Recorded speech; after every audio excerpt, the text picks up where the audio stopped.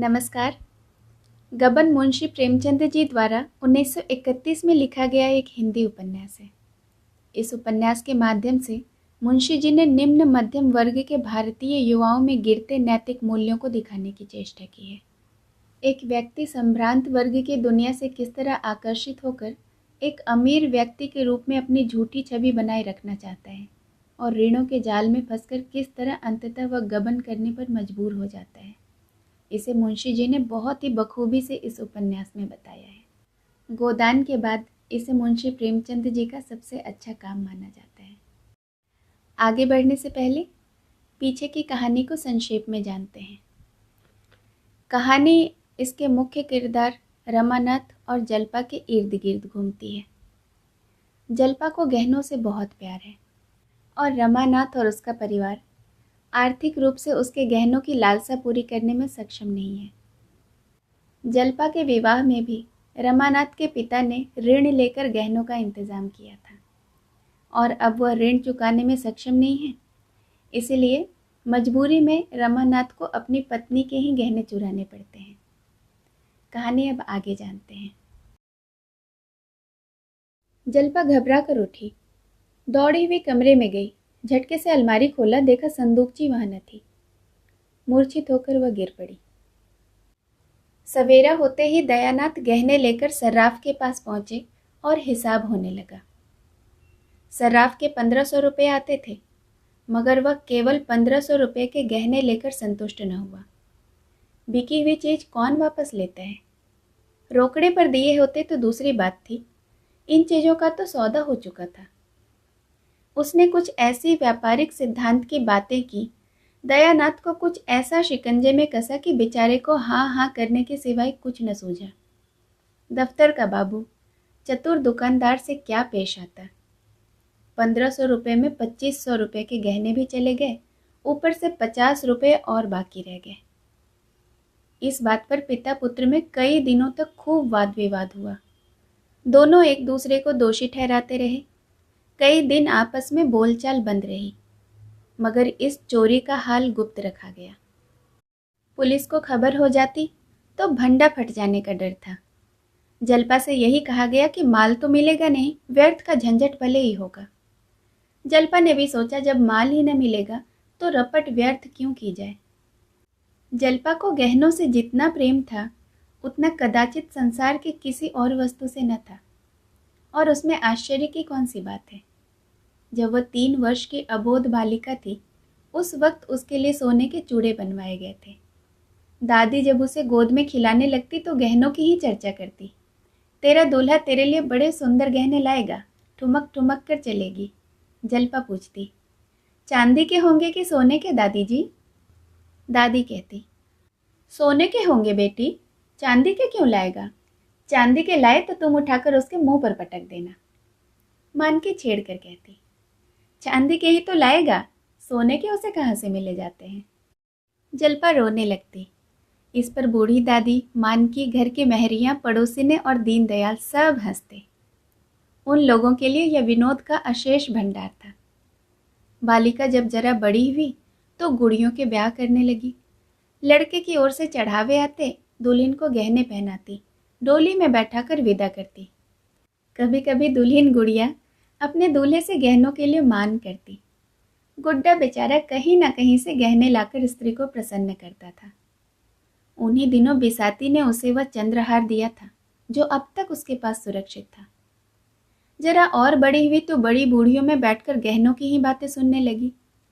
महिलाओं के उस छोटे से संसार में इसके सिवाय कोई और चर्चा ही न थी। किसने कौन कौन गहने बनवाए, कितने दाम लगे, ठोस है या पोले, जड़ाऊ है या सादे, किस लड़की के विवाह में कितने गहने आए, इन्हीं महत्वपूर्ण विषयों पर नित्य आलोचना प्रत्यालोचना टीका टिप्पणी होती रहती थी। कोई दूसरा विषय इतना रोचक, इतना ग्राह्य हो ही नहीं सकता था। इस आभूषण मंडित संसार में पली हुई जल्पा का यह आभूषण प्रेम स्वाभाविक ही तो था। महीने भर से ऊपर हो गया। उसकी दशा ज्यों की त्यों है। न कुछ खाती पीती है, न किसी से हंसती बोलती है। खाट पर पड़ी हुई शून्य नजरों से शून्याकाश की ओर ताकती रहती है। सारा घर समझाकर हार गया। पड़ोसी ने समझा कर गई, दीन दयाल आकर समझा कर गए, पर जल्पा ने रोग शैया न छोड़ी। उसे अब घर में किसी पर विश्वास नहीं, यहाँ तक कि रमा से भी उदासीन रहती है। वह समझती है सारा घर मेरी उपेक्षा कर रहा है, सबके सब मेरे प्राण के ग्राहक हो रहे हैं। जब इनके पास इतना धन है तो फिर मेरे गहने क्यों नहीं बनवाते। जिससे हम सबसे अधिक स्नेह करते हैं उसी पर सबसे अधिक रोष भी करते हैं। जल्पा को सबसे अधिक क्रोध रमानाथ पर था। अगर यह अपने माता पिता को जोर देकर कहते तो कोई इनकी बात टाल न सकता था, पर यह कहें कैसे। इनके मुंह में तो दही जमा हुआ है। मुझसे प्रेम होता तो यूं निश्चिंत न बैठे रहते। जब तक सारी चीजें न बनवा लेते रात को नींद न आती। मुंह देखे की मोहब्बत है, माँ बाप से कहें कैसे। जाएंगे तो अपनी ही ओर, मैं कौन हूँ। वह रमा से केवल खींची खींची ही न रहती थी, वह कभी कुछ पूछता तो दो चार जलीकटी सुना भी देती थी। बेचारा अपना सा मुंह लेकर रह जाता। गरीब अपनी ही लगाई हुई आग में जला जाता था। अगर वह जानता कि उन डींगों का यह फल होगा तो वह जबान पर मुहर लगा लेता। चिंता और ग्लानि उसके हृदय को कुचले डालती थी। कहाँ सुबह से शाम तक हंसी कह कहे सैर सपाटे में कटते थे, कहाँ अब नौकरी की तलाश में ठोकरें खाता फिरता था। सारी मस्ती गायब हो गई। अपने पिता पर बार बार क्रोध आता। यह चाहते तो 2-4 महीने में सब रुपए अदा हो जाते, मगर इन्हें क्या फिक्र। मैं चाहे मर जाऊं पर यह अपनी टेक न छोड़ेंगे। उसके प्रेम से भरे हुए निष्कपट हृदय में आग से सुलगती रहती। जल्पा का मुरझाया हुआ मुख देखकर उसके मुंह से ठंडी सांस निकल जाती थी। वह सुखद प्रेम इतनी जल्दी भंग हो गया। क्या वे दिन फिर कभी आएंगे। 3,000 के गहने कैसे बनेंगे। अगर नौकर भी हुआ तो ऐसा कौन सा बड़ा ओहदा मिल जाएगा। 3,000 तो शायद 3 जन्म में भी न जमा हो सके। वह कोई ऐसा उपाय सोच निकालना चाहता था जिसमें वह जल्द से जल्द अतुल संपत्ति का स्वामी हो जाए। कहीं उसके नाम कोई लॉटरी निकल आती, फिर तो वह जल्पा को आभूषणों से मढ़ देता। सबसे पहले उसके लिए चंद्रहार बनवाता जो हीरे से जड़े होते। अगर इस वक्त उसे जाली नोट बनाना आता तो वह अवश्य बनाकर चला देता। एक दिन वह शाम तक नौकरी की तलाश में मारा मारा फिरता रहा। शतरंज की बदौलत उसका कितने ही अच्छे अच्छे आदमियों से परिचय था, लेकिन वह संकोच और डर के कारण किसी से अपनी स्थिति प्रकट न करता था।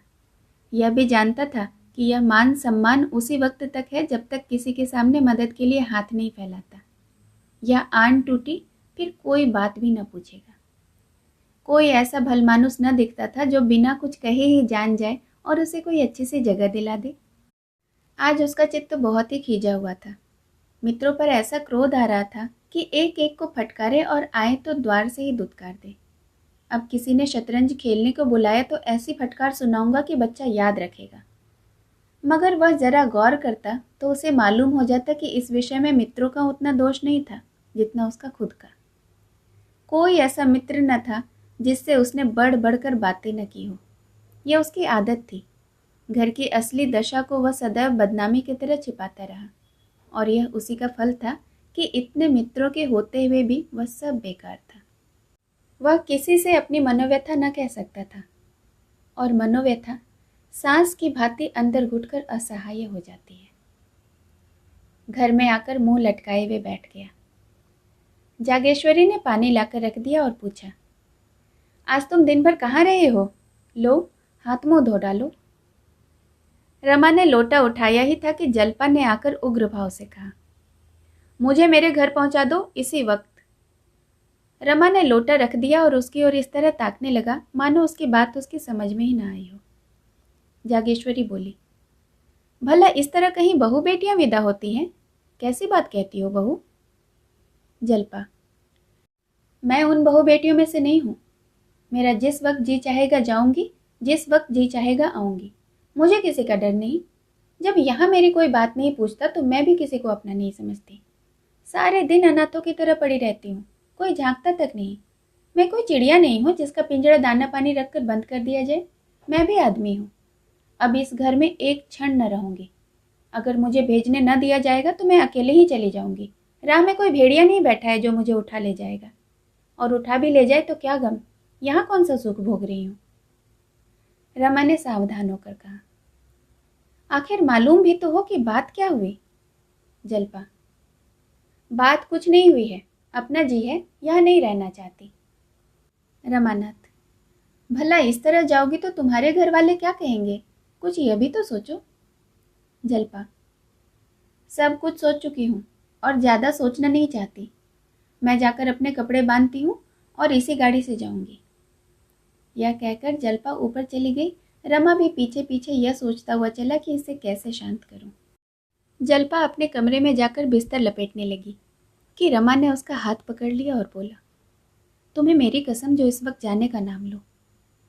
जल्पा ने त्योरी चढ़ाकर कहा, तुम्हारी कसम की हमें कुछ परवाह नहीं। उसने अपना हाथ छुड़ा लिया और फिर बिछावन लपेटने लगी। रमा खिसियाना सा होकर एक किनारे खड़ा हो गया। जल्पा ने बिस्तर बंद से बिस्तरे को बांधा और फिर संदूक को साफ करने लगी, मगर अब उसमें वह पहले से तत्परता न थी। बार बार संदूक बंद करती और खोलती। वर्षा बंद हो चुकी थी, केवल छत पर रुका हुआ पानी टपक रहा था। आखिर वह उसी बिस्तर के बंडल पर बैठ गई और बोली, तुमने मुझे कसम क्यों दिलाई। रमा के हृदय में आशा की गुदगुदी हुई। बोला, इसके सिवाय मेरे पास तुम्हें रोकने का और कोई उपाय था। जल्पा। क्या तुम चाहते हो कि मैं यहीं घुट घुट कर मर जाऊं। रमानाथ। तुम ऐसे मनहूस शब्द क्यों मुंह से निकालती हो। मैं तो चलने को तैयार हूं, ना मानोगी तो पहुंचाना ही पड़ेगा। जाओ, मेरा तो ईश्वर मालिक है, मगर कम से कम बाबूजी और अम्मा से तो पूछ लो। बुझती हुई आग में तेल पड़ गया। जल्पा तड़प कर बोली, वह मेरे कौन होते हैं जो उनसे पूछूं। रमानाथ। कोई नहीं होते। जल्पा। कोई नहीं, अगर कोई होते तो मुझे यूं न छोड़ देते। रुपये रखते हुए कोई अपने प्रियजनों का कष्ट नहीं देख सकता। ये लोग क्या मेरे आंसू न पोंछ सकते थे। मैं दिन के दिन यहाँ पड़ी रहती हूँ, कोई झूठों भी नहीं पूछता। मोहल्ले की स्त्रियाँ मिलने आती हैं, कैसे मिलूं। यह सूरत तो मुझसे दिखाई नहीं जाती है। न कहीं आना, न जाना, न किसी से बात, न चीत। ऐसे कोई कितने दिन रह सकता है।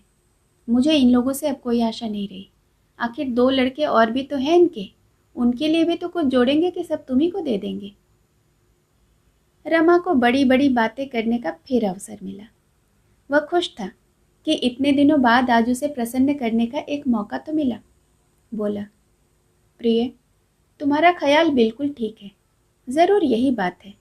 नहीं तो 2,500-3 हजार उनके लिए कौन सी बड़ी बात थी। 50,000 बैंक में जमा है, दफ्तर तो केवल दिल बहलाने के लिए जाते हैं। जल्पा।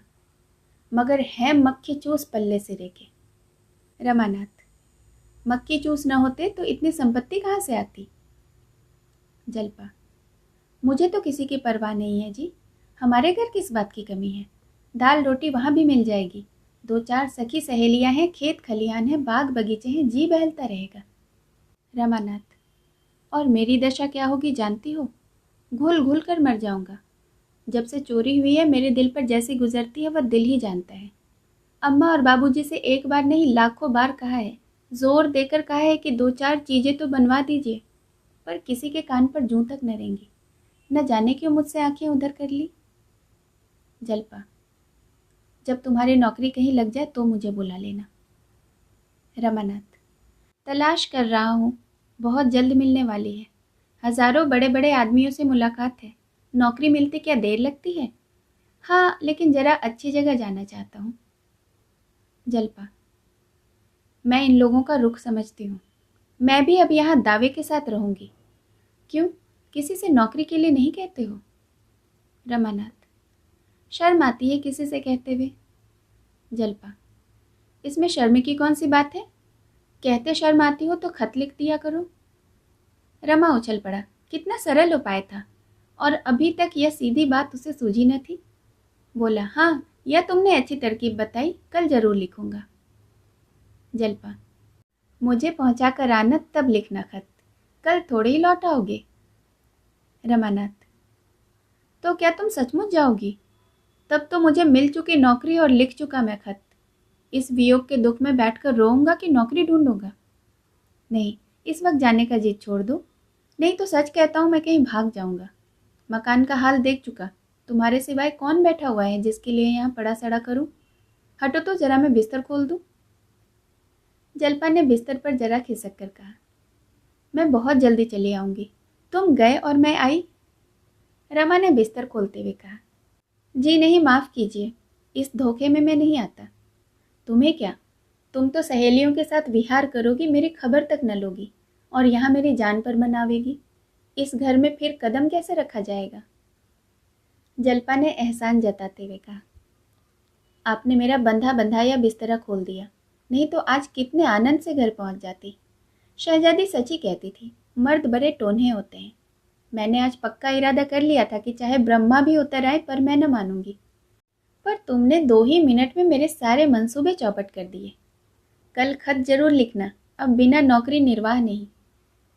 रमानाथ, कल नहीं, इसी वक्त जाकर 2-3 चिट्ठियां लिखता हूँ। जलपा, पान तो खाते जाओ। रमानाथ ने पान खाया और मर्दाने कमरे में आकर खत लिखने बैठ गया, मगर फिर कुछ सोचकर उठ खड़ा हुआ और एक तरफ को चल दिया। स्त्री का सप्रेम आग्रह पुरुष से क्या नहीं करा सकता। रमा के परिचितों में से एक रमेश बाबू म्यूनिसिपल बोर्ड में हेड क्लर्क थे। उम्र तो 40 के ऊपर थी, पर थे बड़े रसिक। शतरंज खेलने बैठ जाते तो सवेरा कर देते, दफ्तर भी भूल जाते। न आगे नाथ न पीछे पगा। जवानी में स्त्री मर गई, दूसरा विवाह नहीं किया। उस एकांत जीवन में सिवाय विनोद के और अवलंबी क्या था? चाहते तो हजारों के वारे न्यारे कर सकते थे, पर रिश्वत की कौड़ी भी हराम समझते थे। रमा से बड़ा स्नेह रखते थे, और ऐसा कौन निठल्ला था जो रात रात भर बैठकर उनसे शतरंज खेलता। आज कई दिन से बेचारे बहुत व्याकुल हो रहे थे। शतरंज की एक बाजी भी न हुई थी। अखबार कहाँ तक पढ़ते? रमा इधर 2-1 बार आया अवश्य, पर बिसात पर न बैठा। रमेश बाबू ने मोहरे बिछा दिए, उसको पकड़कर बिठाया, पर वह बैठा नहीं। वह क्यों शतरंज खेलने लगा? बहू आई है, उसका मुंह देखेगा, उससे प्रेमालाप करेगा कि इस बूढ़े के साथ बैठकर शतरंज खेलेगा। कई बार जी में आया उसे बुलवाए, पर यह सोचकर कि वह क्यों आने लगा रह गए। कहाँ जाएं, सिनेमा ही देखावे, किसी तरह तो समय कटे। सिनेमा से उन्हें बहुत प्रेम न था, पर इस वक्त उन्हें सिनेमा के सिवाय कुछ और सूझा भी नहीं। कपड़े पहने और जाना ही चाहते थे कि रमा ने कमरे में कदम रखा। रमेश उसे देखते ही गेंद की तरह लुढ़क कर द्वार पर जा पहुंचे और उसका हाथ पकड़कर बोले, आइए आइए रमानाथ साहब बहादुर, तुम तो इस बुढ़े को बिल्कुल ही भूल गए। हाँ भाई, अब क्यों आओगे? प्रेमिका की रसीली बातों का आनंद यहाँ कहाँ? चोरी का कुछ पता चला? रमानाथ, कुछ भी नहीं। रमेश, बहुत अच्छा हुआ थाने में रपट नहीं लिखाई, नहीं तो 100-200 के मत्थे और जाते। बहू को तो बड़ा दुख हुआ होगा। रमानाथ, कुछ मत पूछिए, तभी से दाना पानी छोड़ रखा है। मैं तो तंग आ गया हूँ, जी मैं चाहता है कहीं भाग जाऊं, बाबूजी सुनते ही नहीं। रमेश, बाबूजी के पास क्या कोई खजाना रखा हुआ है? अभी 4-5 हजार खर्च किए हैं, फिर कहाँ से गहने बनवा कर दें? 10-20 हजार रुपये होंगे भी तो अभी और भी तो बच्चे सामने हैं, और नौकरी का क्या भरोसा? 50 रुपये में होता ही क्या है? रमानाथ, मगर मैं तो मुसीबत में फंस गया। अब मालूम होता है कहीं नौकरी करनी पड़ेगी। चैन से खाते थे और मजे उड़ाते थे, नहीं बैठे बैठे माया जाल में फंसे। अब बतलाइए, है कहीं नौकरी चाकरी का सहारा? रमेश ने ताक पर से मोहरे और बिसात उतारते हुए कहा, आओ एक बाजी हो जाए, इस मामले को फिर कभी सोचेंगे। इसे जितना आसान समझ रहे हो उतना आसान है नहीं, अच्छे अच्छे धक्के खा रहे हैं। रमानाथ, मेरा तो इस वक्त खेलने को जी नहीं चाहता। जब तक इस प्रश्न का हल न हो जाए मेरे होश ठिकाने नहीं होंगे। रमेश बाबू ने शतरंज पे मोहरे बिछाते हुए कहा, आओ बैठो, एक बार खेलो तो फिर सोचेंगे क्या हो सकता है। रमानाथ, जरा भी जी नहीं चाहता। मैं जानता कि सिर मुड़ाते ही ओले पड़ेंगे तो विवाह के नज़दीक भी न जाता। रमेश, अजी 2-4 चालें चले चलो तो आप ही आप जी लग जाए, जरा अकल की गांठ तो खुले। बाजी शुरू हुई। कई मामूली चालों के बाद रमेश बाबू ने रमा का रुख पीट लिया। रमानाथ, ओह क्या गलती हुई? रमेश बाबू की आंखों में नशे की सी लाली छाने लगी। शतरंज उनके लिए शराब से कम मादक न था। बोले, बोहनी तो अच्छी हुई। तुम्हारे लिए एक जगह सोच रहा हूँ, मगर वेतन बहुत कम है, केवल 30 रुपये। वह रंगी दाढ़ी वाले खां साहब नहीं हैं, उनसे काम नहीं होता। कई बार बचा चुका हूँ। सोचता था जब तक किसी तरह काम चले बने रहें। बाल बच्चे वाले आदमी हैं। वह तो कई बार कह चुके हैं कि मुझे छुट्टी दीजिए। तुम्हारे लायक तो वही जगह है, चाहो तो कर लो। यह कहते कहते रमा का फीला मार लिया। रमे ने फीले को फिर उठाने की चेष्टा करके कहा, आप मुझे बातों में लगाकर मेरे मोहरे उड़ाते हैं। इसकी सनद नहीं, लाओ मेरा फीला। रमेश, देखो भाई, बेईमानी मत करो। मैंने तुम्हारा फीला जबरदस्ती तो नहीं उठाया। हाँ, तो तुम्हें वह जगह मंजूर है? रमानाथ, वेतन तो 30 है। रमा, हाँ, वेतन तो कम है, मगर शायद आगे चलकर बढ़ जाए। मेरी तो राय है कि कर लो। रमानाथ, अच्छी बात है, आपकी सलाह है तो कर लूँगा। रमेश, जगह आमदनी की है। मियाँ ने तो उसी जगह पर रहते हुए लड़कों को MA LLB करा दिया। 2 कॉलेज में पढ़ते हैं, लड़कियों की शादी अच्छे घरों में की है। हाँ, मगर जरा समझ बूझ कर काम करने की ज़रूरत है। रमा, आमदनी की मुझे परवाह नहीं, रिश्वत कोई अच्छी चीज़ तो नहीं है। रमेश, बहुत ख़राब चीज़ है, मगर बाल बच्चों वाले आदमी क्या करें? 30 रुपये में गुजर हो तो नहीं सकती। मैं अकेला आदमी हूँ, मेरे लिए 150 काफ़ी है। बहुत कुछ बचा भी लेता हूँ, लेकिन जिस घर में बहुत से आदमी हैं, लड़कों की पढ़ाई हो, लड़कियों की शादियाँ हो, वह क्या कर सकता है? जब तक छोटे छोटे आदमियों का वेतन इतना न हो जाए कि वह भलमानसी के साथ निर्वाह कर सके, तब तक रिश्वत बंद नहीं होगी। यही रोटी दाल दूध घी तो वह भी खाते हैं। फिर एक को 30 रुपये और दूसरे को 300 रुपये क्यों देते हो? रमा का फर्जी पिट गया। रमेश बाबू ने बड़े जोर का कहकहा मारा। रमा ने रोष के साथ कहा, अगर आप सचमुच खेल खेलते हैं तो खेलिए, नहीं तो मैं जाता हूँ। मुझे बातों में लगाकर मेरे सारे मोहरे उड़ा लिए। रमेश, अच्छा साहब, अब बोलूँ तो जबान पकड़ लीजिए। यह लीजिए शह। तो तुम कल अर्जी दे दो, उम्मीद है तुम्हें जगह मिल जाएगी। मगर जिस दिन जगह मिले मेरे साथ रात भर खेलना होगा। रमानाथ, आप तो 2 ही मातों में रोने लगते हैं।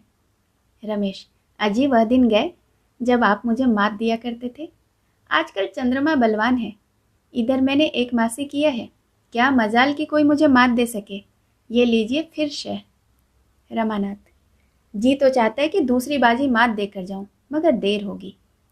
रमेश, देर क्या होगी, अभी तो 9 ही बजे हैं। खेल लो, दिल का अरमान निकल जाएगा। यह शह और मात। रमानाथ, अच्छा कल की रही, कल ललकार कर 5 मातें न दी तो कहिएगा। रमेश, अजी जाओ भी, तुम मुझे क्या मात दोगे? हिम्मत है तो अभी सही। रमानाथ, अच्छा आइए, आप भी क्या कहेंगे, मगर मैं 5 बाजियों से कम न खेलूंगा। रमेश, 5 नहीं अजी, तुम 10 खेलो, रात तो अपनी है। तो चलो फिर खाना खा लें, तब निश्चिंत होकर बैठेंगे। तुम्हारे घर कहलाए देता हूँ कि आज यहीं सोएंगे, इंतज़ार न करें। दोनों ने भोजन किया और फिर शतरंज पर बैठे। पहले बाजी में 11 बज गए। रमेश बाबू की जीत रही, दूसरी बाजी भी उन्हीं के हाथ रही। तीसरी बाजी खत्म हुए तो 2 बज गए थे। रमानाथ, अब तो मुझे नींद आ रही है। रमेश, तो मुंह हाथ धो लो, बरग रखी हुई है, मैं 5 बाजियां खेले बगैर सोने न दूंगा।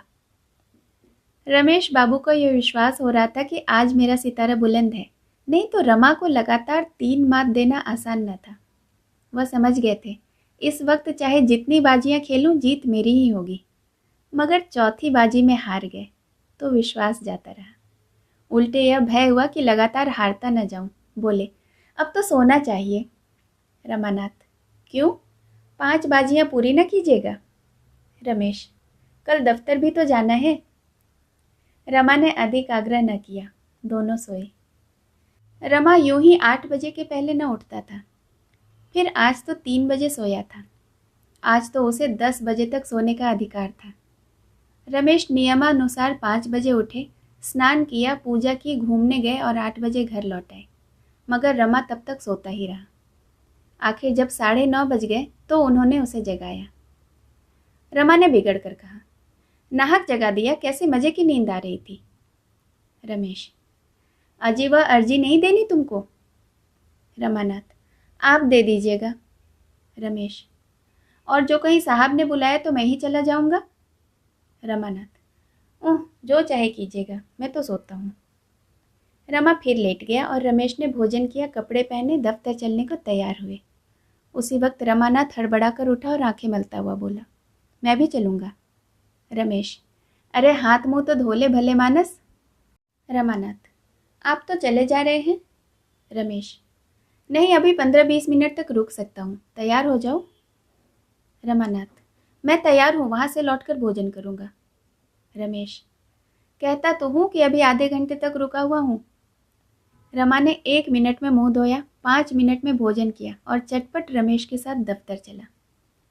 रास्ते में रमेश ने मुस्कुराकर कहा, घर क्या बहाना करोगे, कुछ सोच रखा है।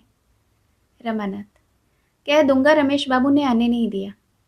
रमेश, मुझे ही गालियाँ दिलवाओगे और क्या, फिर कभी आने भी ना पाओगे। रमानाथ, ऐसा स्त्री भक्त नहीं हूँ। हाँ यह तो बतलाइए कि कहीं मुझे ही तो अर्जी लेकर साहब के पास न जाना पड़ेगा।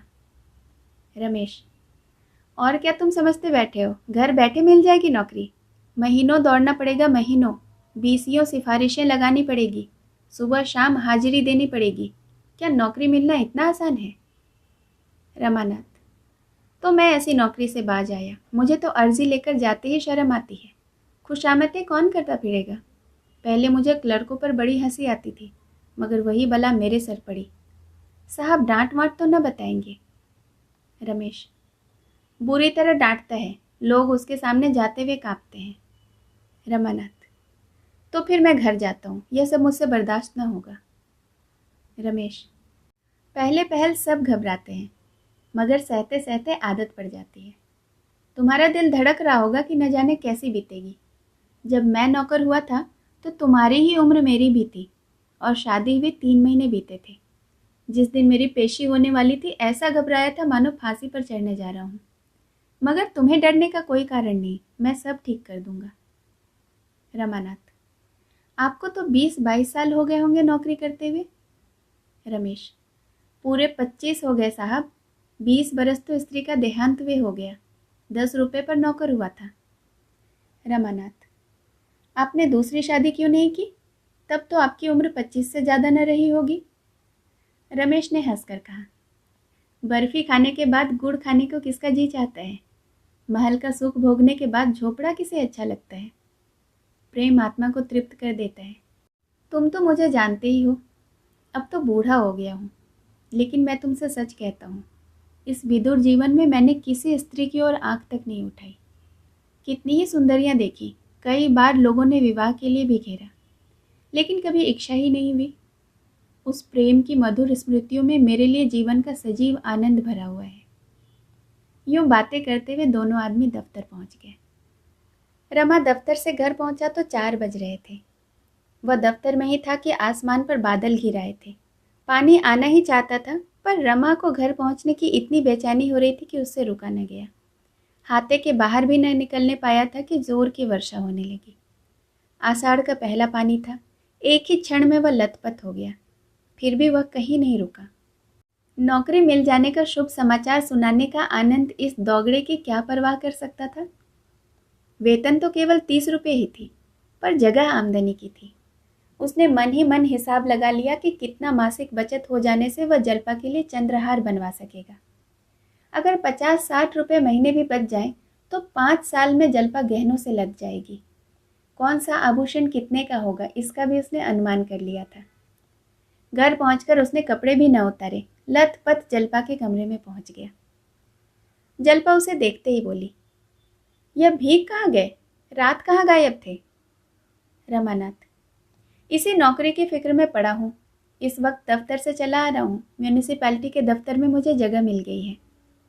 जल्पा ने उछल कर पूछा, सच, कितने की जगह मिली। रमा को ठीक ठीक बतलाने में संकोच हुआ। 30 की नौकरी बतलाना अपमान की बात थी। स्त्री के नज़रों में तुच्छ कौन बनना चाहता है। बोला, अभी तो 40 मिलेंगे, पर जल्द ही तरक्की होगी, जगह आमदनी की है। जल्पा ने उसके लिए किसी बड़े पद की कल्पना कर रखी थी। बोली, 40 में क्या होगा, भला 60 सवार तो होते। रमा, मिल तो सकती थी 100 की भी, पर यहाँ रौब है और आराम है, 50-60 रुपये ऊपर से मिल जाएंगे। जल्पा, तो तुम घूस लोगे, गरीबों का गला काटोगे। रमा ने हंसकर कहा, नहीं प्रिय, वह जगह ऐसी नहीं है कि गरीबों का गला काटना पड़े। बड़े बड़े महाजनों से रकमें मिलेंगी और वह खुशी से गले लगाएंगे। मैं जिसे चाहूँ दिन भर दफ्तर में खड़ा रखूँ। महाजनों का एक एक मिनट एक एक अशर्फी के बराबर है। जल्द से जल्द अपना काम कराने के लिए वे खुशामद भी करेंगे और पैसे भी देंगे। जल्पा संतुष्ट हो गई, बोली, हाँ तब तो ठीक है, मगर गरीबों का काम यूं ही कर देना। रमानाथ, वह तो करूँगा ही। जल्पा, अभी अम्मा जी से तो नहीं कहा ना, जाकर कहा हो। मुझे तो सबसे बड़ी खुशी यह है कि अब उन्हें मालूम होगा कि मेरा भी यहाँ कोई अधिकार है। रमानाथ, हाँ जाता हूँ, मगर उन्हें तो मैं 20 ही बताऊंगा। जल्पा ने उल्लासित होकर कहा, हाँ जी, बल्कि 15 ही कहना। ऊपर की आमदनी की तो चर्चा करना ही व्यर्थ है, भीतर का हिसाब वे ले सकते हैं। मैं तो सबसे पहले चंद्रहार बनवाऊंगी। इतने में डाकिये ने पुकारा। रमा ने दरवाजे पर जाकर देखा तो उसके नाम एक पार्सल आया था। महाशय दीनदयाल ने भेजा था। लेकर खुश खुश घर में आए और जल्पा के हाथों में रखकर बोले, तुम्हारे घर से आया है, देखो तो इसमें क्या है। रमा ने चटपट कैंची निकाली और पार्सल खोला। उसमें देवदार की एक डिबिया निकली। उसमें एक चंद्रहार रखा हुआ था। रमा ने उसे निकालकर देखा और हंसकर बोला, ईश्वर ने तुम्हारी सुन ली, चीज तो बहुत अच्छी मालूम होती है। जल्पा ने कुंठित स्वर से कहा, अम्मा जी को यह क्या सूझी, यह तो उन्हीं का हार है, मैं तो इसे न लूंगी। अभी डाक का वक्त हो तो अभी इसे लौटा दो। रमा ने विस्मित होकर कहा, लौटाने की क्या जरूरत है, वह नाराज न होंगी। जल्पा ने नाक सिकोड़ कर कहा, मेरी बला से रानी रूठेंगी, अपना सुहाग लेंगी। मैं उनकी दया के बिना भी जीती रह सकती हूँ। आज इतने दिनों बाद उन्हें मुझ पर दया आई। उस वक्त दया न आई थी जब मैं उनके घर से विदा हुई थी। उनके गहने उन्हीं को मुबारक, मैं किसी का एहसान नहीं लेना चाहती। अभी उनके पहनने ओढ़ने के दिन है, मैं क्यों बाधक बनूं। तुम कुशल से रहोगे तो मुझे बहुत गहने मिल जाएंगे। मैं अम्मा जी को यह दिखा देना चाहती हूँ कि जल्पा तुम्हारे गहनों की भूखी नहीं है। रमा ने संतोष देते हुए कहा, मेरी समझ में तो तुम्हें यह हार रख लेना चाहिए। सोचो उन्हें कितना दुख होगा।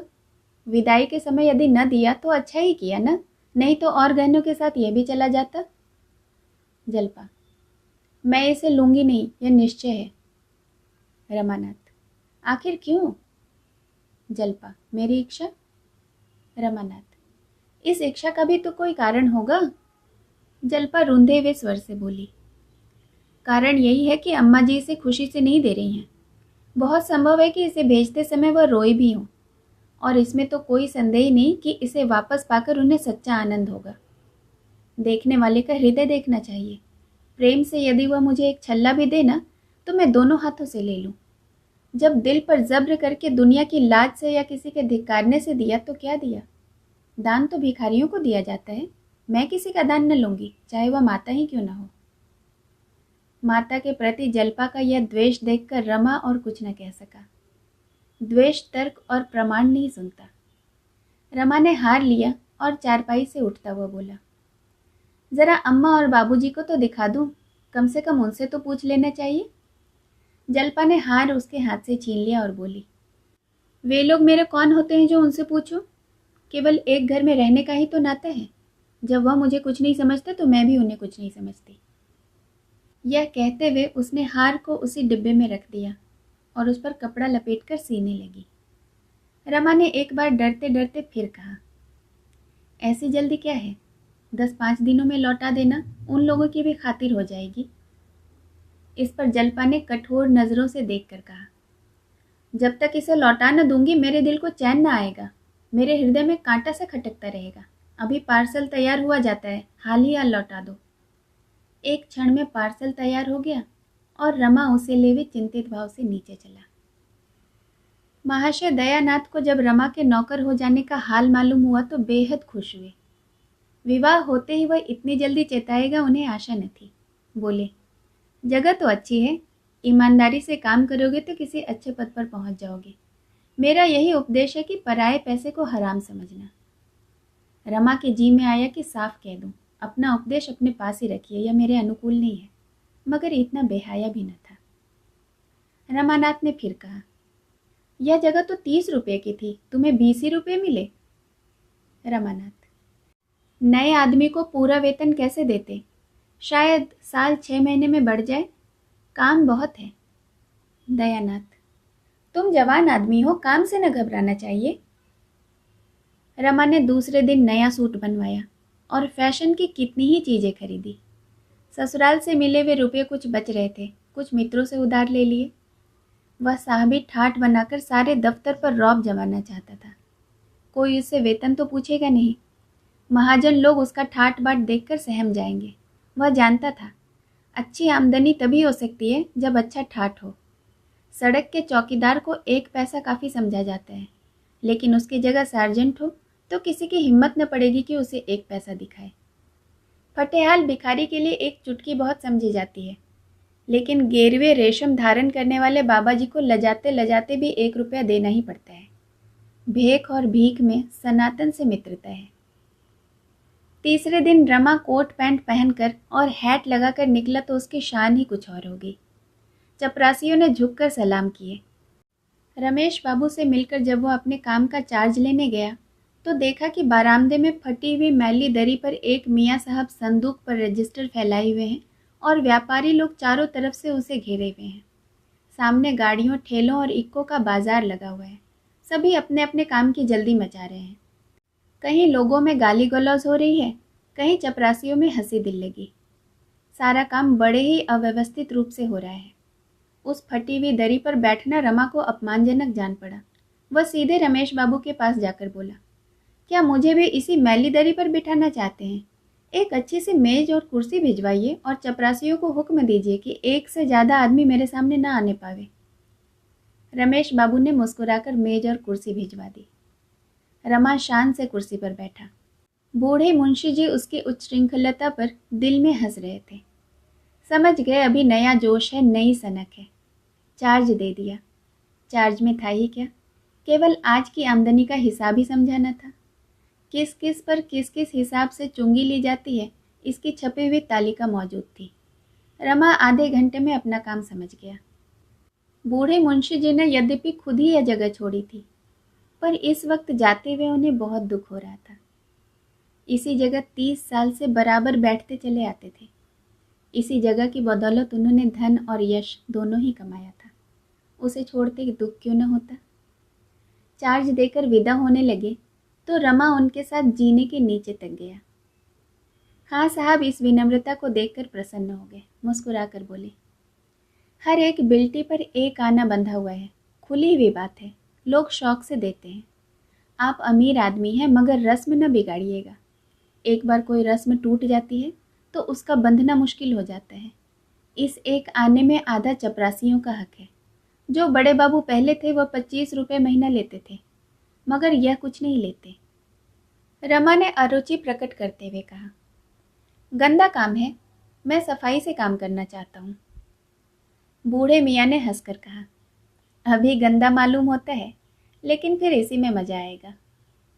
खां साहब को विदा करके रमा अपनी कुर्सी पर आ बैठा और एक चपरासी से बोला, इन लोगों से कहो कि बारामदे से नीचे चले जाएं, एक एक करके नंबरवार आए, एक कागज पर सबके नाम नंबरवार लिख लिया करो। एक बनिया जो 2 घंटे से खड़ा था खुश होकर बोला, हाँ सरकार, यह बहुत अच्छा होगा।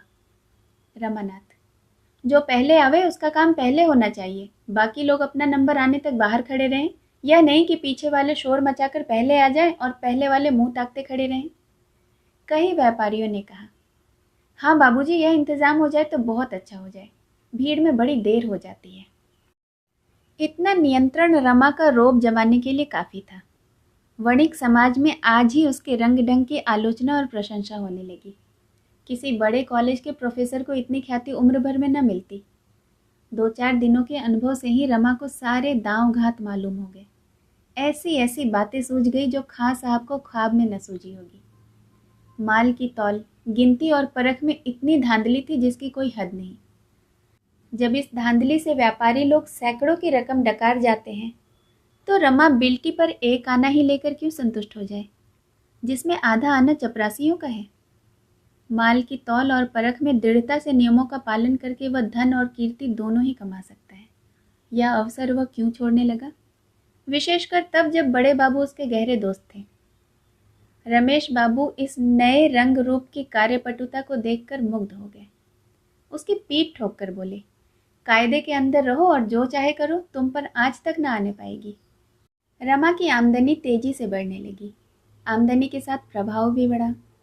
सूखी कलम घिसने वाले दफ्तर के बाबुओं को जब सिगरेट, पान, चाय या जलपान की इच्छा होती तो रमा के पास चले आते। उस बहती गंगा में सभी हाथ धो सकते थे। सारे दफ्तर में रमा की सराहना होने लगी। पैसे को तो वह ठीकरा समझता है। क्या दिल है, वाह! और जैसा दिल वैसी ही जबान। मालूम होता है नस नस में शराफत भरी हुई है। बाबुओं का जब यह हाल था तो चपरासियों और मुहर्ररों का पूछना ही क्या। सब के सब रमा के बिना दामों गुलाम थे। उन गरीबों की आमदनी ही नहीं, प्रतिष्ठा भी खूब बढ़ गई। जहाँ गाड़ीवान तक फटकार दिया करते थे, वहाँ अब अच्छे अच्छे की गर्दन पकड़कर नीचे ढकेल देते थे। रमानाथ की तूती बोलने लगी। मगर जल्पा की अभिलाषाएं अभी तक पूरी न हुई। नाग पंचमी के दिन मोहल्ले की कई युवतियां जल्पा के साथ कजली खेलने आई, मगर जल्पा अपने कमरे से नहीं निकली। भादों में जन्माष्टमी का उत्सव आया। पड़ोस में ही सेठ जी रहते थे, उनके यहाँ बड़ी धूमधाम से उत्सव मनाया जाता था। वहाँ से सास और बहू को बुलावा आया। जागेश्वरी गई। जल्पा ने जाने से इनकार कर दिया। इन 3 महीनों में उसने रमा से एक बार भी आभूषण की चर्चा न की थी, पर उसका यह एकांत प्रेम उसके आचरण से उत्तेजक था। इससे ज़्यादा उत्तेजक वह पुराना सूची पत्र था जो एक दिन रमा कहीं से उठा लाया था। इसमें भांति भांति के सुंदर आभूषणों के नमूने बने हुए थे, उनके मूल्य भी लिखे हुए थे। जल्पा एकांत में इस सूची पत्र को बड़े ध्यान से देखा करती। रमा को देखते ही वह सूची पत्र छिपा देती थी। इस हार्दिक कामना को प्रकट करते हुए अपनी हंसी उड़वाना नहीं चाहती थी। रमा आधी रात के बाद लौटा तो देखा जल्पा चारपाई पर पड़ी है। हंसकर बोला, बड़ा अच्छा गाना हो रहा था, तुम नहीं गई, बड़ी गलती की। जल्पा ने मुंह उधर कर लिया, कोई उत्तर न दिया। रमा ने फिर कहा, यहाँ अकेले पड़े पड़े तुम्हारा जी घबराता रहा होगा। जल्पा ने तीव्र स्वर में कहा, तुम कहते हो मैंने गलती की, मैं समझती हूँ मैंने अच्छा ही किया। वहाँ किसके मुंह में कालिख लगती। जल्पा ताना तो न देना चाहती थी, मगर रमा की इन बातों ने उसे उत्तेजित कर दिया। रोष का एक कारण यह भी था कि उसे अकेली छोड़कर सारा घर उत्सव देखने चला गया। अगर उन लोगों का हृदय होता तो क्या वह वहां जाने से इनकार न कर देते। रमा ने लज्जित होकर कहा, कालिख लगने की तो कोई बात न थी। सभी जानते हैं कि चोरी हो गई, और इस जमाने में 2-4 हजार के गहने बनवा लेना मुंह का कौर तो है नहीं। चोरी का शब्द जबान पर लाते रमा का हृदय धड़क उठा। जल्पा पति की ओर तीव्र दृष्टि से देखकर रह गई, और कुछ बोलने से बात बढ़ जाने का भय था। पर रमा को उसकी दृष्टि से ऐसा भासित हुआ मानो उसे चोरी का रहस्य मालूम है, और वह केवल संकोच के कारण उसे खोलकर नहीं कह रही है। उसे उस स्वप्न की बात भी याद आ गई जो जल्पा ने चोरी की रात को देखा था। वह दृष्टि वाण के समान उसके हृदय को छेदने लगी। उसने सोचा, शायद मुझे भ्रम हुआ हो। इस दृष्टि में रोष के सिवाय और कोई भाव नहीं। मगर यह कुछ बोलती क्यों नहीं, चुप क्यों हो गई है। उसका चुप हो जाना ही गजब था। अपने मन का संशय मिटाने और जल्पा के मन की थाह लेने के लिए रमा ने मानो डुब्बी मारी। यह कौन जानता था कि डोली से उतरते ही यह विपत्ति तुम्हारा स्वागत करेगी। जल्पा आंखों में आंसू भरकर बोली, तो मैं तुमसे कहने के लिए रोती तो नहीं हूँ। भाग्य में जो लिखा था वह हुआ, आगे भी वही होगा जो लिखा है। जो औरतें गहने नहीं पहनती, क्या उनके दिन नहीं कटते। इस वाक्य ने रमा का संशय तो मिटा दिया, पर इसमें जो तीव्र वेदना छुपी हुई थी वह उससे छिपी न रही। इन 3 महीनों में वह बहुत प्रयत्न करने पर भी 100 रुपये से अधिक संग्रह न कर पाया था। बाबू लोगों के आदर सत्कार में उसे बहुत कुछ फलना पड़ता था, मगर बिना खिलाए पिलाए काम भी तो न चल सकता था। सभी उसके दुश्मन हो जाते और उसे उखाड़ने की घातें सोचने लगते। मुफ्त का धन अकेले नहीं हजम होता, यह वह अच्छी तरह जानता था। वह स्वयं एक पैसा भी व्यर्थ खर्च न करता। चतुर व्यापारी की भांति वह जो कुछ खर्च करता वह केवल कमाने के लिए। आश्वासन देते हुए बोला, ईश्वर ने चाहा तो 2-1 महीने में कोई चीज बन जाएगी। जल्पा, मैं उन स्त्रियों में से नहीं हूँ जो गहनों पर जान देती है। हाँ, इस तरह किसी के घर आते जाते शर्म तो आती ही है ना। रमा का चित्त ग्लानि से व्याकुल हो उठा। जल्पा के एक एक शब्द से निराशा टपक रही थी। इस अपार वेदना का कारण कौन था? क्या यह भी उसी का दोष न था कि इन 3 महीनों में उसने कभी भी गहनों की चर्चा नहीं की? जल्पा यदि संकोच के कारण इसकी चर्चा न करती थी तो रमा को उसके आंसू पोंछने के लिए, उसका मन रखने के लिए क्या मौन के सिवाय कोई दूसरा उपाय न था? मोहल्ले में रोज ही एक न एक उत्सव होता रहता। रोज ही पास पड़ोस की औरतें मिलने आती। बुलावे भी क्रमशः रोज ही आते थे। बेचारी जल्पा कब तक इस प्रकार आत्मा का दमन करती रहेगी, अंदर ही अंदर कुढ़ती रहेगी। हंसने बोलने को किसका जी नहीं चाहता? कौन कैदियों की तरह अकेले पड़ा रहना पसंद करता है? मेरे ही कारण तो इसे यह भीषण यातना सहनी पड़ रही है। उसने सोचा, क्या किसी सर्राफ से गहने उधार नहीं लिया जा सकते? कई बड़े सर्राफों से उसका परिचय था, लेकिन उनसे वह यह सब बात कहता कैसे? कहीं वे इनकार कर दे तो? यह संभव है बहाना करके ही टाल दे। उसने निश्चय किया कि अभी उधार लेना ठीक नहीं होगा। कहीं वादे पर रुपया न दे सका तो व्यर्थ में थुक्का फजीहत होगी, लज्जित भी होना पड़ेगा। अभी कुछ दिन और धैर्य से काम ले लेना चाहिए। सहसा उसके मन में आया कि इस विषय में जल्पा की राय लूं, देखो वह क्या कहती है। अगर उसकी इच्छा हो तो किसी सर्राफ से वादे पर चीजें ले ली जाए। मैं इस अपमान और संकोच को सह लूंगा। जल्पा को संतुष्ट करने के लिए कि उसके गहनों की उसे कितनी फिक्र है, बोला, तुमसे एक सलाह करना चाहता हूँ, पूछूं या न पूछूं? जल्पा को नींद आ रही थी। आंखें बंद किए हुए बोली, अब सोने दो भाई, सवेरे उठना है। रमानाथ, अगर तुम्हारी राय हो तो किसी सर्राफ से वादे पर गहने बनवा लाऊं, इसमें कोई हर्ज तो नहीं है? जल्पा की आंखें खुल गईं। कितना कठोर प्रश्न था। किसी मेहमान से पूछना कि कहिए कि आपके लिए भोजन लाऊं, कितनी बड़ी अशिष्टता है। इसका तो यही आशय है कि हम मेहमान को खाना खिलाना नहीं चाहते। रमा को चाहिए था कि चीजें लाकर जल्पा के सामने रख देता। उसके बार बार पूछने पर भी यही कहना चाहिए था कि दाम देकर आया हूं, तब वह अलबत्ता खुश होती। इस विषय में उसकी सलाह लेना घाव पर नमक छिड़कना था। रमा की ओर अविश्वास की आंखों से देखकर बोली, मैं तो गहनों के लिए इतनी उत्सुक नहीं हूं। रमानाथ, नहीं, यह बात नहीं, लेकिन इसमें हर्ज ही क्या है? किसी सर्राफ से अगर चीजें ले लूं, धीरे धीरे करके उसके रुपए चुका दूंगा। जल्पा ने दृढ़ता से कहा, नहीं, मेरे लिए कर्ज लेने की जरूरत नहीं है। मैं वैश्या नहीं हूं कि तुम्हें नोच खसोट कर अपना रास्ता लूं। मुझे तुम्हारे साथ जीना है और मरना है।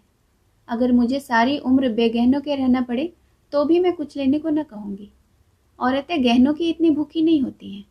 घर के प्राणियों को संकट में डालकर गहने पहनने वाली दूसरी होंगी। लेकिन तुमने पहले तो कहा था कि जगह बड़ी आमदनी की है। मुझे तो कोई विशेष बचत होती दिखाई नहीं देती।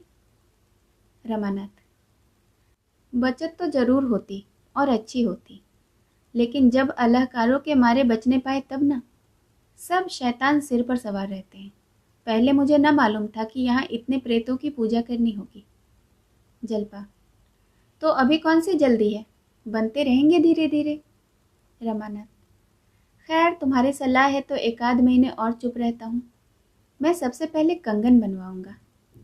जल्पा ने गदगद होकर कहा, तुम्हारे पास अभी इतने रुपए कहाँ होंगे? रमानाथ, इसका उपाय तो है मेरे पास। तुम्हें कैसा कंगन पसंद है? जल्पा अब अपने कृत्रिम संयम को निभा न सकी। अलमारी में से आभूषणों का सूची पत्र निकालकर रमा को दिखाने लगी। इस समय वह इतनी तत्पर थी मानो सोना लाकर रखा हुआ है और सुनार बैठा हुआ है, केवल डिजाइन ही पसंद करना बाकी है। उसने सूची के 2 डिजाइन पसंद किए। दोनों वास्तव में बहुत ही सुंदर थे, पर रमा उनका मूल्य देखकर सन्नाटे में आ गया। एक था 1000 का, दूसरा 800 का। रमानाथ, ऐसी चीजें तो शायद यहाँ बन भी न सके, मगर ठीक है, कल मैं जरा सर्राफ की सैर कराऊंगा। जल्पा ने पुस्तक बंद करते हुए करुण स्वर में कहा, इतने रुपये तो न जाने तुम्हारे पास कब तक होंगे। बनेंगे बनेंगे, नहीं तो कौन गहनों के बिना मरा जाता है। रमा को आज इसी उधेड़-बुन में बड़ी रात तक नींद न आई। ये जड़ाऊ कंगन इन गोरी गोरी कलाइयों पर कितने खिलेंगे। यह मोह स्वप्न देखते देखते उसे न जाने कब नींद आ गई। दूसरे दिन सवेरे ही रमा ने रमेश बाबू के घर का रास्ता लिया। उनके यहाँ भी जन्माष्टमी की झांकी होती थी। उन्हें स्वयं तो इससे कोई अनुराग न था, पर उनकी स्त्री यह उत्सव मनाती थी। उसी की याद में अब तक उत्सव मनाते जाते थे। रमा को देखकर बोले, आओ जी, रात को क्यों नहीं आए? मगर यहाँ गरीबों के घर क्यों आते?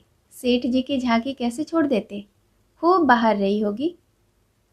रमानाथ, आपकी से सजावट तो न थी, हाँ, और सालों से अच्छी थी। कई कत्थक और वैश्याएं भी आई थी। मैं तो चला आया था, मगर सुना रात भर गाना होता रहा। रमेश, सेठ जी ने तो वचन दिया था कि वैश्याएं न आने पावेंगी, फिर क्या किया? इन मूर्खों के हाथों हिंदू धर्म का सर्वनाश हो जाएगा। एक तो वैश्याओं का नाम यो भी बुरा, ऊपर से ठाकुर द्वारे में। छी छी, न जाने इन गधों को कब अकल आवेगी। रमानाथ, वैश्याएं न हो तो झांकी देखने जाए ही कौन? सभी तो आपकी तरह योगी और तपस्वी नहीं है। रमेश, मेरा बस चले तो मैं कानून से यह दुराचार ही बंद कर दूं। खैर, फुर्सत हो तो आओ, एक आध बाजी हो जाए। रमानाथ, और आया किस लिए हूँ, मगर आज आपको मेरे साथ जरा सर्राफे तक चलना पड़ेगा। यूं कई बड़ी बड़ी कोठियों से मेरा परिचय है, मगर आपके रहने से बात ही कुछ और होगी। रमेश, चलने को चला चलूंगा, मगर इस विषय में मैं बिल्कुल कोरा हूँ। न कोई चीज़ बनवाई न खरीदी। तुम्हें कुछ लेना है क्या? रमानाथ, लेना देना क्या है, जरा भाव ताव देखूंगा। रमेश, मालूम होता है घर में फटकार पड़ी है। रमानाथ, जी बिल्कुल नहीं, वह तो जेवरों के नाम तक नहीं लेती। मैं कभी पूछता हूँ तो मना कर देती है, लेकिन अपना भी तो कुछ कर्तव्य है। जब से गहने चोरी होकर चले गए, एक चीज़ नहीं बनवाई है। रमेश, मालूम होता है कमाने का ढंग आ गया। क्यों न हो, कायस्थ के बच्चे हो, कितने रुपए जोड़ लिए? रमानाथ, रुपये किसके पास हैं? वादे पर लूँगा। रमेश, इस खब्द में न पड़ो। जब तक रुपये हाथ में न हो, बाजार की तरफ जाओ ही मत। गहनों से तो बूढ़े नई बीवियों का दिल खुश किया करते हैं। उन बेचारों के पास गहनों के सिवाय होता ही क्या है? जवानों के लिए बहुत से लटके हैं। यूं मैं चाहूँ तो तुम्हें 2-4 हजार का माल दिलवा सकता हूँ, मगर भाई कर्ज की लत बुरी है। रमानाथ, मैं 2-3 महीने में सब चुका दूंगा। अगर मुझे यह विश्वास न होता तो मैं जिक्र ही न करता। रमेश, तो 2-3 महीने और सब्र ही क्यों नहीं कर जाते? कर्ज से बड़ा पाप दुनिया में दूसरा कोई नहीं, न इससे बड़ी दूसरी विपत्ति है। जहाँ एक बार धड़का खुला कि तुम आए दिन सर्राफ की दुकान पर खड़े नजर आओगे।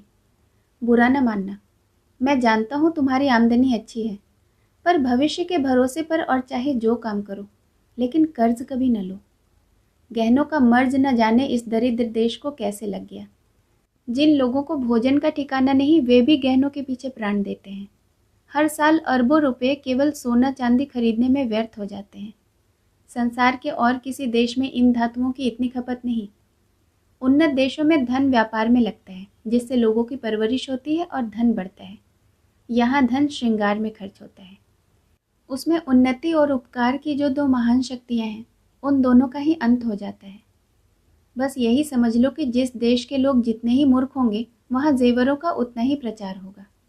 यहाँ तो खैर नाक कान छिदाकर ही रह जाते हैं, मगर कई देश ऐसे भी हैं जहाँ होठ छेद कर भी लोग गहने पहनते हैं। रमा ने कौतूहल से कहा, याद नहीं आता, पर शायद अफ्रीका हो।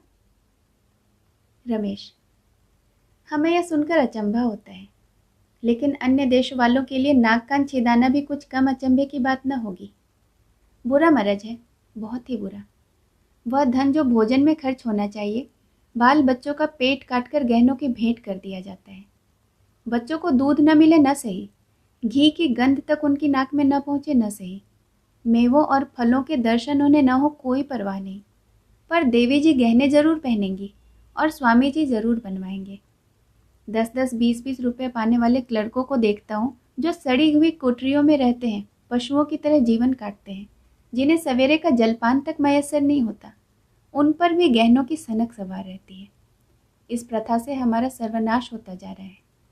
मैं तो कहता हूँ यह गुलामी पराधीनता से कहीं बढ़कर है। इसके कारण हमारा कितना आत्मिक, नैतिक, दैहिक, आर्थिक और धार्मिक पतन हो रहा है, इसका अनुमान तो ब्रह्मा भी नहीं लगा सकते। रमानाथ: मैं तो समझता हूँ ऐसा कोई भी देश नहीं जहाँ स्त्रियां गहने न पहनती हूँ। क्या यूरोप में गहनों का रिवाज नहीं है? रमेश: तो तुम्हारा देश यूरोप तो नहीं है। वहाँ के लोग धनी हैं, वह धन लुटाए उन्हें शोभा देता है। हम दरिद्र हैं, हमारी कमाई का एक पैसा भी फिजूल खर्च न होना चाहिए। रमेश बाबू इस वाद विवाद में शतरंज भूल गए। छुट्टी का दिन था ही, 2-4 मिलने वाले और आ गए। रमानाथ चुपके से खिसक आया।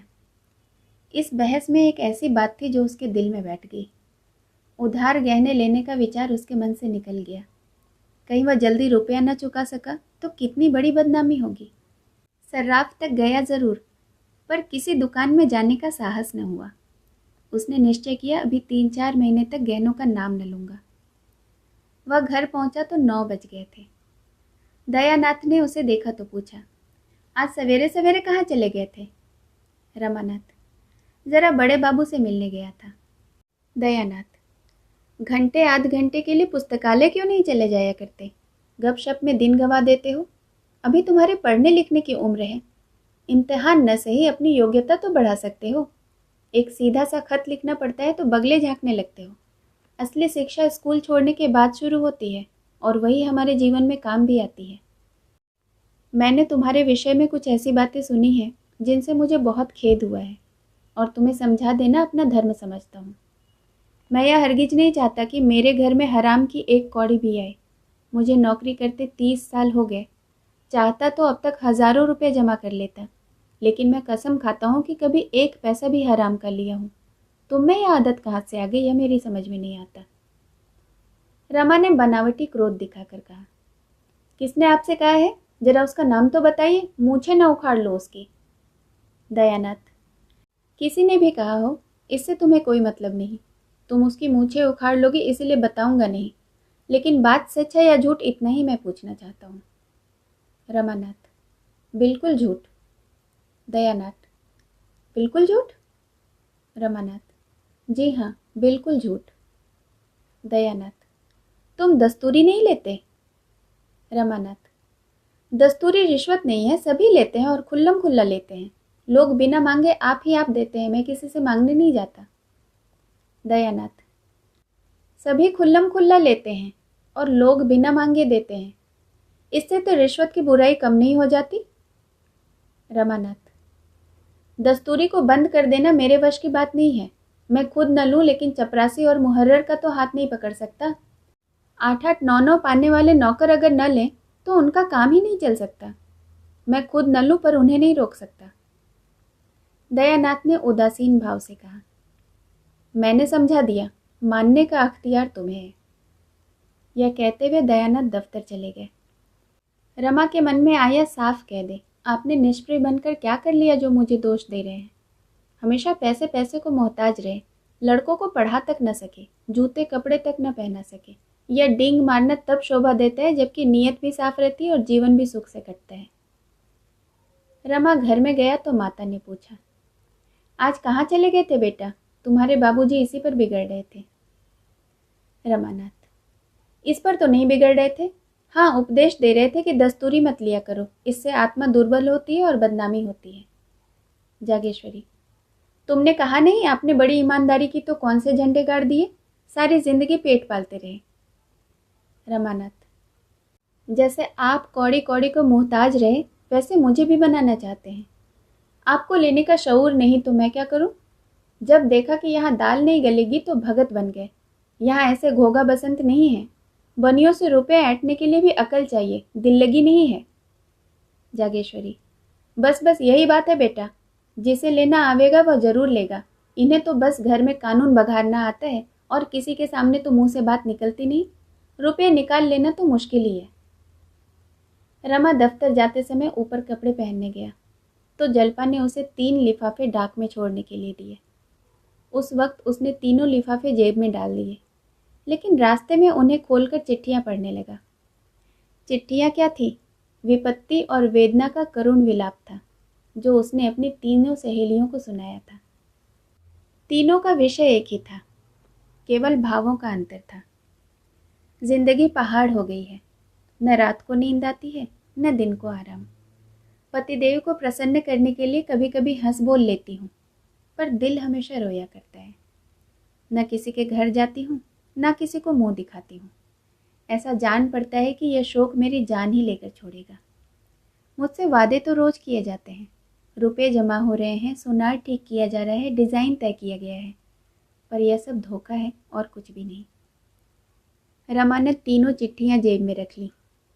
डाक खाना सामने से निकल गया, पर उसने उसे छोड़ा नहीं। यह अभी तक यही समझती है कि मैं इसे धोखा दे रहा हूँ। क्या करूँ, कैसे विश्वास दिलाऊं? अगर अपना वश होता तो इसी वक्त आभूषणों के टोकरे भर भर कर जल्पा के सामने रख देता। उसे किसी बड़े सर्राफ की दुकान पर ले जाकर कहता, तुम्हें जो जो चीजें लेनी हो ले लो। कितनी अपार वेदना है, जिसने विश्वास का भी अपहरण कर लिया। उसको आज उस चोट का सच्चा अनुभव हुआ जो उसने झूठी मर्यादा की रक्षा में उसे पहुंचाई थी। अगर वह यह जानता उस अभिनय का यह फल होगा, तो कदाचित अपनी डींगों का पर्दा खोल देता।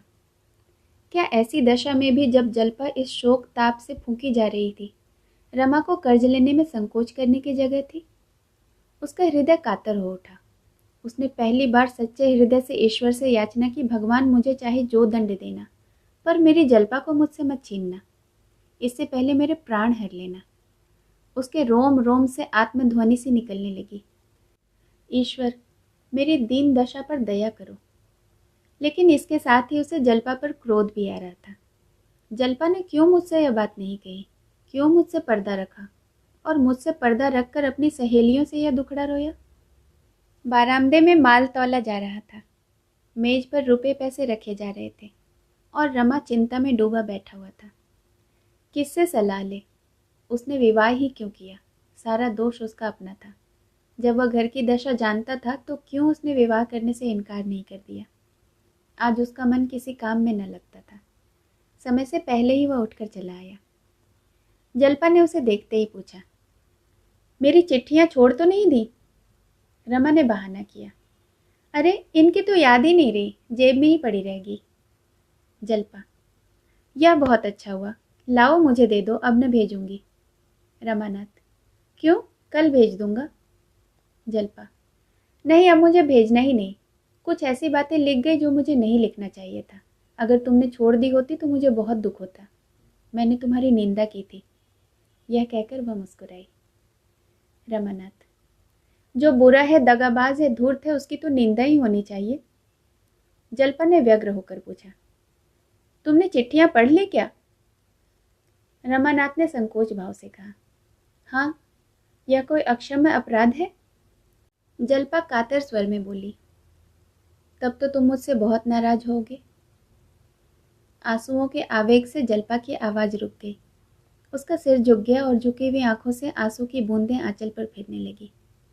एक क्षण में उसने स्वर को संभाल कर कहा, मुझसे बड़ा भारी अपराध हुआ, जो चाहो सजा दो, पर मुझ पर अप्रसन्न मत होना।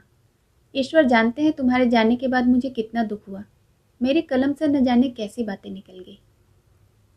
जल्पा जानती थी कि रमा को आभूषणों की चिंता मुझसे कम नहीं है, लेकिन मित्रों से अपनी व्यथा कहते समय हम बहुधा अपना दुख बढ़ाकर कहते हैं। जो बातें पर्दे की समझी जाती हैं, उनकी चर्चा करने से एक तरह का अपनापन जाहिर होता है। हमारे मित्र समझते हैं कि वह हमसे जरा भी दुराव नहीं रखता और उन्हें हमसे सहानुभूति हो जाती है। अपनापन दिखाने की यह आदत औरतों में कुछ अधिक ही होती है। रमा जल्पा के आंसू पोंछते हुए बोला, मैं तुमसे अप्रसन्न नहीं हूँ प्रिय। अप्रसन्न होने की तो कोई बात ही नहीं है। आशा का विलंब ही दुराशा है। क्या मैं इतना नहीं जानता? अगर तुमने मुझे मना न कर दिया होता तो अब तक मैंने किसी न किसी तरह एक दो चीज़ें अवश्य बनवा दी होती। मुझसे भूल यही हुई कि तुमसे सलाह ली। यह तो वैसा ही हुआ जैसे मेहमानों को पूछ पूछ कर भोजन दिया जाए। उस वक्त मुझे यह ध्यान ही न रहा कि संकोच में आदमी इच्छा होने पर भी नहीं नहीं करता रहता है। ईश्वर ने चाहा तो तुम्हें बहुत दिनों तक इंतजार न करना पड़ेगा। जल्पा ने संचित नजरों से देखकर कहा। तो क्या उधार लाओगे? रमानाथ, हाँ, उधार लाने में कोई हर्ज तो नहीं है। जब सूद नहीं देना है तो जैसे नगद वैसे उधार। ऋण से दुनिया का काम चलता है, कौन ऋण नहीं लेता। हाथ में रुपया आ जाने से अलल्ले तलल्ले खर्च हो जाते हैं। कर्ज सिर पर सवार रहेगा तो उसकी चिंता हाथ रोके रहेगी। जल्पा, मैं तुम्हें चिंता में नहीं डालना चाहती। अब मैं भूल कर भी गहनों का नाम न लूंगी। रमा, नाम तो तुमने कभी नहीं लिया, लेकिन तुम्हारे नाम न लेने से मेरे कर्तव्य का अंत तो नहीं हो जाता। तुम कर्ज से व्यर्थ ही इतना डरती हो। रुपए जमा हो जाने के इंतजार में बैठा रहूंगा तो शायद कभी भी न जमा होंगे। इसी तरह लेते देते साल में 3-4 चीजें बन जाएंगी। जल्पा, मगर पहले कोई छोटी सी चीज लाना। रमा, हाँ ठीक है, ऐसा ही करूंगा। रमा बाजार चला तो खूब अंधेरा हो गया था। दिन रहते जाता तो संभव था कि मित्रों में से किसी की निगाह उस पर पड़ जाती। मुंशी दयानाथ ही देख लेते। वह इस मामले को गुप्त ही रखना चाहता था। शेष कहानी अगले भाग में। सुनने के लिए बहुत बहुत धन्यवाद।